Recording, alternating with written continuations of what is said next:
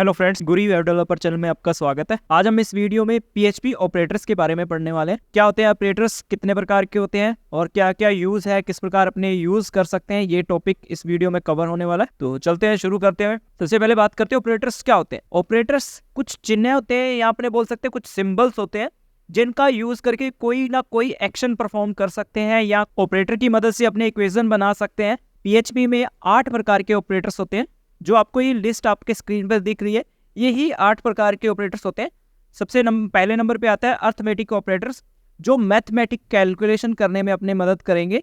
तो इसमें भी अपने को ऑपरेटर्स मिलेंगे जो चिन्ह होंगे। और इसके बाद आएंगे असाइनमेंट ऑपरेटर, फिर कंपैरिजन ऑपरेटर, फिर इंक्रीमेंट और डिक्रीमेंट ऑपरेटर बोलते हैं जिसको। इसके बाद आएगा लॉजिकल ऑपरेटर, स्ट्रिंग के ऑपरेटर्स, एरे के कुछ ऑपरेटर्स और कंडीशनल असाइनमेंट ऑपरेटर्स। ये 8 प्रकार के अपने पास ऑपरेटर होते हैं PHP में। तो सबसे पहले चलते हैं अपने अर्थमेटिक ऑपरेटर्स के बारे में। देखिए आपको स्क्रीन पे कुछ ऑपरेटर्स दिख रहे हैं, ये अर्थमेटिक ऑपरेटर्स हैं जिनका यूज़ अपने को मैथमेटिक कैलकुलेशन करने में मदद करते हैं। अपने को कोई भी अगर कैलकुलेशन का वर्क करना है तो अपने को ये ऑपरेटर्स यूज़ करने ही होंगे। तो ये जो ऑपरेटर्स हैं इनका क्या नाम है और किस प्रकार अपने यूज़ करते हैं, ये आपको स्क्रीन पर थोड़ा दिख रहा होगा। अपने इसको एक्सपेरिमेंट भी करके देखेंगे विद कोड।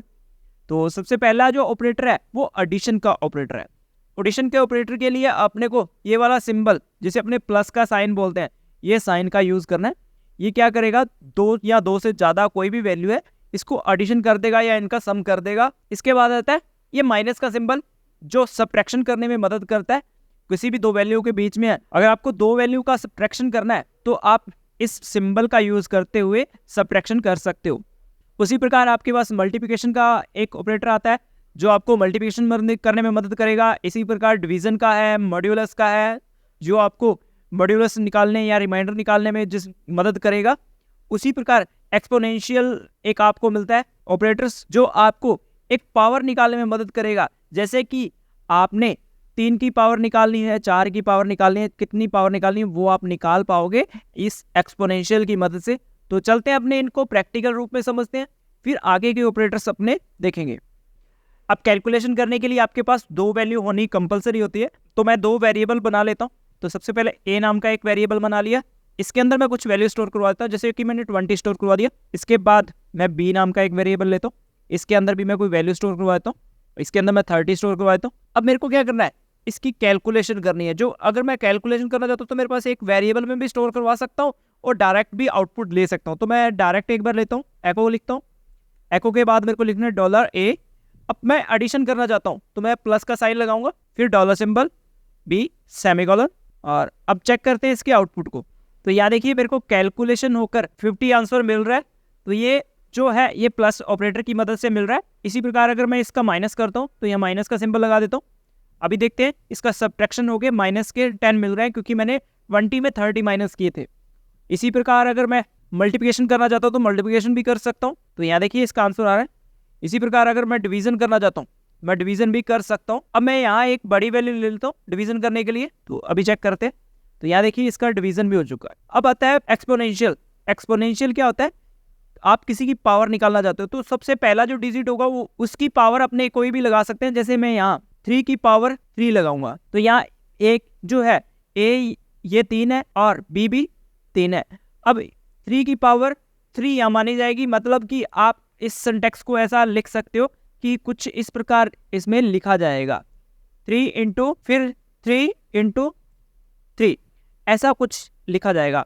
अगर मैं b में वैल्यू 4 कर देता हूँ कुछ इस प्रकार, तो यहाँ इसका मतलब ये होगा कुछ इस प्रकार। मैं इसको बड़ा करता हूँ तो इस प्रकार a में जो वैल्यू होगी वो इंटू की जाएगी, खुद की वैल्यू के साथ इंटू की जाएगी कितनी बार, जो इसके बाद आप लिखोगे। तो यहाँ मैं एक्सपोनेंशियल का साइन लगाता हूँ, ये एक्सपोनेंशियल का साइन है। और अब क्या करते हैं, अपने इसको इंटू करके देखते हैं, जो इसकी पावर है वो पावर निकाल के देखते हैं। मैं रिफ्रेश करता हूँ तो यहाँ देखिए अपने पास ये आंसर मिल रहा है। इस प्रकार अपने ये ऑपरेटर्स का यूज करते हैं। अगर कोई भी डाउट रहता है तो आप कमेंट करके पूछ सकते हो, वापस मैं एक्सप्लेन करूंगा आपको। अब बात करते हैं जो सेकंड नंबर पे अपने पास ऑपरेटर आते हैं, वो आते हैं असाइनमेंट ऑपरेटर। असाइनमेंट ऑपरेटर अपने पास बेसिकली 2 प्रकार के असाइनमेंट होते हैं। एक सिंपल असाइनमेंट होता है, एक कंपाउंड असाइनमेंट होता है। कंपाउंड असाइनमेंट कुछ इस प्रकार है ये जो आपको असाइनमेंट दिख रहे हैं यहाँ प्लस और इक्वल और प्लस या प्लस इक्वल का जो एक साइन एक साथ लगा हुआ है, ये कंपाउंड असाइनमेंट है। इसी प्रकार माइनस का सिंबल और इक्वल है, और मल्टीप्लिकेशन का सिंबल और इक्वल का है, डिवीजन का है, ये सभी एक साथ हैं। ऐसा क्यों है ये अपने देखते हैं और क्या इसका रूल है। तो सबसे पहले जो अपना फर्स्ट ऑपरेटर है जो सिंपल असाइनमेंट है, इसमें क्या होता है, जो आपके लेफ्ट साइड आपको वेरिएबल दिख रहा है x, इसमें आप वैल्यू स्टोर कर रहे हो किसकी, y की। तो ये आप कह सकते हो कि ये जो इक्वेशन है इसमें ये हो रहा है कि आप y में जो y की साइड जो वैल्यू है वो x की और जाके स्टोर हो रही है। बेसिकली ये काम है। और नीचे जो अपने बात करते हैं इसके बाद सेकंड ऑपरेटर आ रहा है, इसमें दो समीकरण अपने को दिखाई गई है, दो इक्वेशन है। पहला जो इक्वेशन है x प्लस इक्वल वाई, इसका डायरेक्टली मतलब ये बनता है कि आप x और y की कैलकुलेशन कर रहे हो। क्या कर रहे हो, कैलकुलेशन में भी एडिशन कर रहे हो। एडिशन करने के बाद जो भी आपका रिजल्ट रहेगा वो x में आप स्टोर कर रहे हो। इसको आप कुछ इस प्रकार भी लिख सकते हो, ये दोनों सेम ही हैं। आप यहाँ क्या कर रहे हो, x प्लस वाई, और बाद में किस में स्टोर करवा रहे हो, वापस x में वापस स्टोर करवा रहे हो। नीचे की जो इक्वेशन है उसमें भी ये सेम वर्क हो रहा है। तो अपने इसको प्रैक्टिकल रूप में चल के देखते हैं।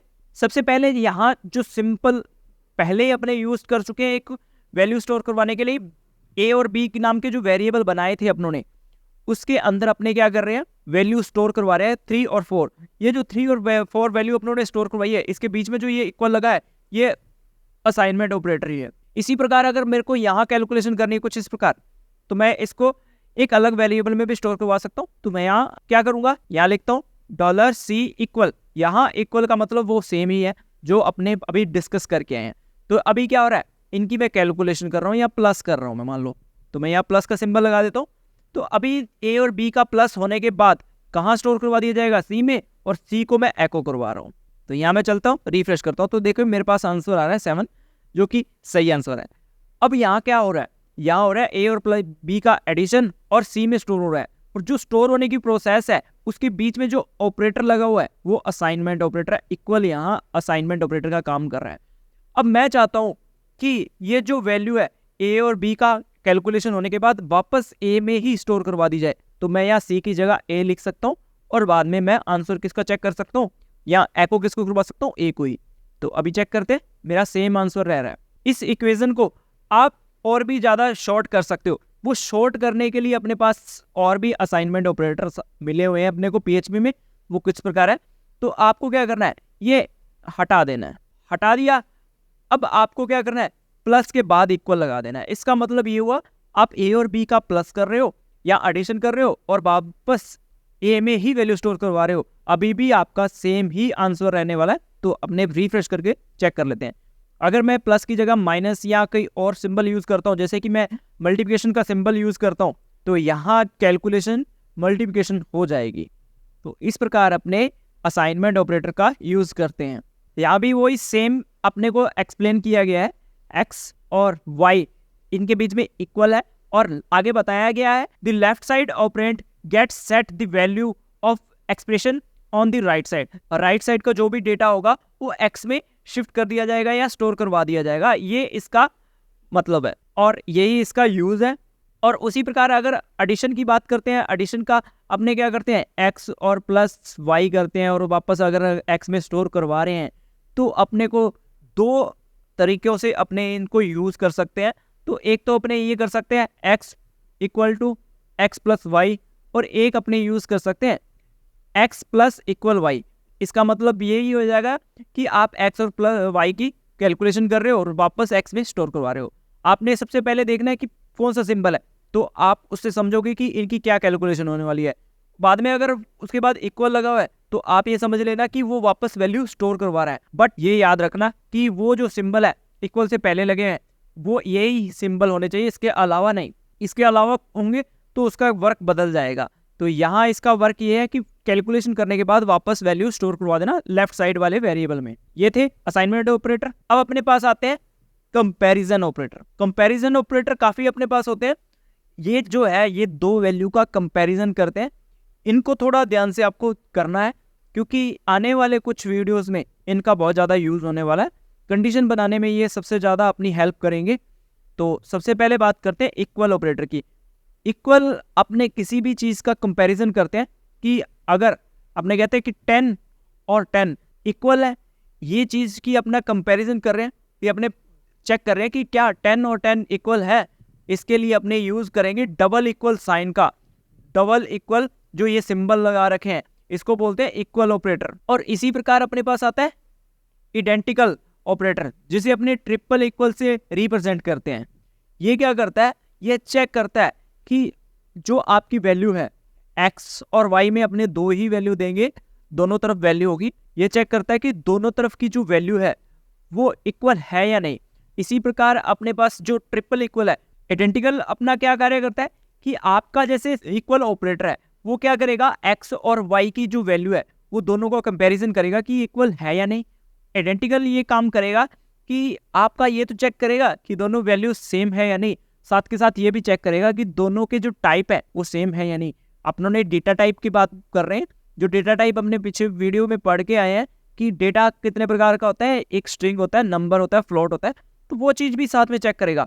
अगर आपने स्टोर करवाए हैं वेरिएबल x में 10, वो 10 एक साइड स्ट्रिंग के हैं, एक साइड आपने इंटीजर के स्टोर करवा दिए, वो 10 है तो value same he but data type अलग है, तो ये चीज़ भी आइडेंटिफाई कर पाएगा ये आइडेंटिकल ऑपरेटर। उसी प्रकार अपने पास आता है नॉट इक्वल, और नॉट इक्वल में भी अपने पास दो तरह के अपने पास ऑपरेटर आते हैं। इसके बाद आता है नॉट आइडेंटिकल ऑपरेटर, फिर उसके बाद आता है ग्रेटर देन, फिर लेस देन, फिर greater than equal, less than equal, और स्पेसशिप फिर एक ऑपरेटर अपने पास आता है।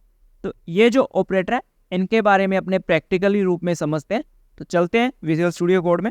वैल्यू कंपैरिजन करने के लिए अपने को क्या करना होगा, अपने एको से इसका आंसर नहीं देख पाएंगे या इसका रिजल्ट नहीं देख पाएंगे, तो अपने को वेर डंप का यूज करना पड़ेगा ताकि अपने को टाइप और इसका वैल्यू पता चल पाए। तो सबसे पहले अपने यहाँ लिखते हैं वेर डंप। अब इसके अंदर अपने को इसके अंदर लिखते हैं a equal equal dollar b variable. इसका मतलब यहाँ अपने कंपैरिजन कर रहे हैं इक्वल का कि a में और b में वैल्यू इक्वल है। अगर इक्वल हुई तो यहाँ अपने को ट्रू रिटर्न करेगा। तो यहाँ भी देखो फॉल्स आ रहा है क्योंकि इक्वल है ही नहीं। तो मैं यहाँ वैल्यू को इक्वल भी कर देता हूँ, इक्वल करके भी चेक कर लेते हैं। तो यहाँ देखिए ट्रू अपने को मिल रहा है कुछ इस प्रकार। अब अपने क्या करते हैं, एक वैल्यू को स्ट्रिंग में कन्वर्ट कर देते हैं। देखिए पहला जो वेरिएबल है a, उसमें जो मैंने 4 है वो स्ट्रिंग के कर दिए। तो अभी चेक कर लेते हैं, अभी भी ट्रू रह रहा है। अब मैं अगर यहाँ ट्रिपल लगा दूंगा तो ये फॉल्स हो जाएगा क्योंकि ये टाइप भी चेक करेगा। अब वैल्यू इक्वल तो चेक करेगा, टाइप भी चेक करेगा। तो यहाँ देखिए फॉल्स हो चुका है। और अगर मैं टाइप सेम कर देता हूँ तो यहाँ मैं इसका टाइप सेम कर देता हूँ, दोनों क्या कर देता हूँ, इंटीजर वैल्यू कर देता हूँ। तो अभी देखिए ट्रू हो चुका है।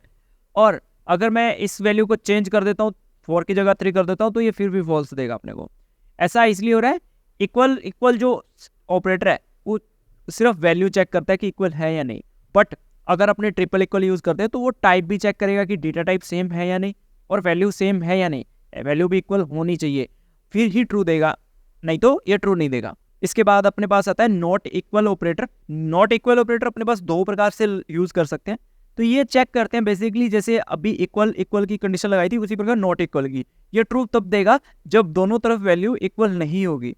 तो यहाँ हम देखिए मैं इसको नॉट इक्वल लगा दिया, तो अब दोनों तरफ वैल्यू इक्वल नहीं है तो ये ट्रू रिटर्न देने वाला है। तो यहाँ देखिए ट्रू रिटर्न दे रहा है। बाई चांस अगर दोनों तरफ वैल्यू ट्रू हो, सेम हो जाती है, इक्वल हो जाती है, तो ये फॉल्स रिटर्न करने लगेगा। तो क्योंकि इसने क्या चेक करना है, नॉट इक्वल चेक करना है। अगर नॉट इक्वल हुआ तब ये ट्रू देगा, अन्यथा फॉल्स देगा। अभी वैल्यू इक्वल है तो ये क्या रिटर्न कर रहा है, फॉल्स रिटर्न कर रहा है। अब अगर मैं इसकी वैल्यू को इक्वल नहीं करता तो ये ट्रू रिटर्न देने लगेगा मेरे को। तो मैं चेक करता हूँ तो ये मेरे को ट्रू रिटर्न कर रहा है। इसी प्रकार अब नॉट इक्वल का एक और ऑपरेटर अपने यूज कर सकते हैं। तो वो कुछ इस प्रकार है, आपको लेस देन और ग्रेटर देन दोनों सिंबल्स को यूज कर लेना है। तो ये भी आपका सेम आंसर देने वाला है। देखो इक्वल नहीं है तो ये ट्रू दे रहा है, अगर ये इक्वल हो जाती है तो ये फॉल्स देने लगेगा। ये ठीक इक्वल के अपोजिट वर्क करता है। तो यहाँ देखिए फॉल्स दे रहा है। अगर इसी जगह पे इक्वल ऑपरेटर लगा होता तो वो ट्रू देता, अदरवाइज ये फॉल्स देता। तो यहाँ नॉट इक्वल है तो ये यहाँ फॉल्स दे रहा है। अगर वैल्यू डिफरेंस होती है तो ये ट्रू देने लग जाएगा। इसके बाद अपने पास ऑपरेटर आता है नॉट आइडेंटिकल। नॉट आइडेंटिकल में क्या होता है, ये ठीक आइडेंटिकल के अपोजिट काम करता है, जिसमें अपने ट्रिपल इक्वल का यूज़ किया था। तो ये ठीक उसके अपोजिट वर्क करता है। तो मैं यहाँ नॉट आइडेंटिकल ऑपरेटर लगा देता हूँ। इसमें क्या होता है बेसिकली, इसमें दो चीज को चेक किया जाता है। जैसे कि ट्रिपल इक्वल में क्या था, वो चेक कर रहा था कि टाइप भी इक्वल होना चाहिए और वैल्यू भी इक्वल होना चाहिए। ये ठीक उसके अपोजिट चला जाएगा। ये बोलेगा या तो टाइप डिफरेंट हो और या वैल्यू डिफरेंट हो, दोनों में से एक चीज डिफरेंट होनी ही चाहिए, तभी मैं ट्रू दूंगा। अभी देखिए मैं वैल्यू सिंपल दोनों की इक्वल कर रहा हूँ और टाइप भी इक्वल सेम कर रहा हूँ, तो ये फॉल्स दे रहा है। ठीक है, अब मैं इसका एक का टाइप चेंज कर देता हूँ। देखिए एक का टाइप चेंज कर दिया तो ये अभी ट्रू देने लगेगा मेरे को। देखिए ट्रू दे रहा है। अगर मैं टाइप सेम रखता हूँ और वैल्यू डिफरेंट कर देता हूँ, देखिए मैंने वैल्यू चेंज कर दी, तो भी ये क्या देगा, मुझे ट्रू रिटर्न करेगा। ये बस इतना ही इसका काम है। ये चेक कर, ये बोलता है कि या तो टाइप डिफरेंट हो और या वैल्यू डिफरेंट हो, तभी मैं ट्रू दूंगा। और ठीक इसके अपोजिट जो था आइडेंटिकल, वो ऐसा बोलता है कि दोनों टाइप भी सेम हो और दोनों का वैल्यू भी सेम हो, तभी मैं ट्रू दूंगा। ये दोनों आपस में एक दूसरे के अपोजिट वर्क करते हैं। अब बात करते हैं ग्रेटर देन ऑपरेटर की। ग्रेटर देन ऑपरेटर के लिए आपको यहाँ सिंबल लगाना है ग्रेटर देन का, कुछ इस प्रकार। अब आपको ग्रेटर देन का मतलब बताता हूँ क्या है। आपकी जो फर्स्ट वैल्यू है, जो कि मैंने मेरे केस में ए वेरिएबल है, ये अगर बड़ा है बी से, ऐसा ये कंडीशन बोल रहा है।